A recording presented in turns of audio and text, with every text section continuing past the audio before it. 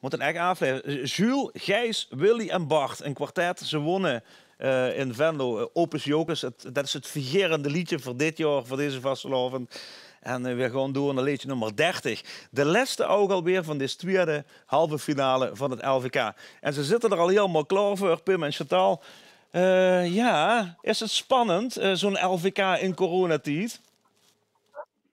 Ja, best wel, hè? Voilà. Ja. We zijn wel blij dat we iets kunnen doen. Ja, is dat zo, hè? Ja.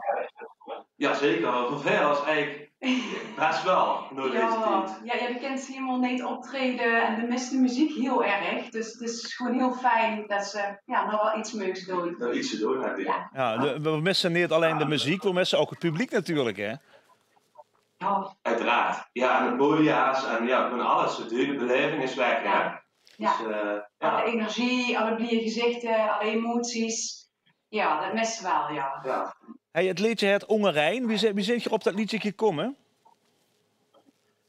Ja, dit is eigenlijk ontstaan. Ja, dat is toch wel heel... Breuder, een tientje, dat liedje. Ja, en we dachten, dit was hier wel gigantisch bij. Ja. We vonden het toch wel heel belangrijk dat mensen... Kijk, we mogen daar niet met heel veel mensen om een zien. Maar dat er toch, het een samen familie samen zien. Dat ze toch samen omgaan de vastelovend in leven gooien, zeg maar. Ja, dat er nou al zo weinig is. Dat ze het toch doorgeven aan de kinderen en aan de familie en alles. En samen blijven vieren. Dat gaan we zien. Ja. De creatieve geesten achter liedjes in Stan Smeets en Jerome Lenders en Bert Lenders. Dat zijn wel mensen een beetje te pop ook, toch? Ja. Dat klopt. En ik denk dat ze even ook wel een beetje trucjes in het nummer natuurlijk. Dat al, nog een moderne heet. In de moderne vastelovend dan. Ja. Maar dat vinden we ook wel heel erg leuk. Ja. Past ook wel bij ons. We zijn zelf ook wel redelijk pop ingesteld, ja.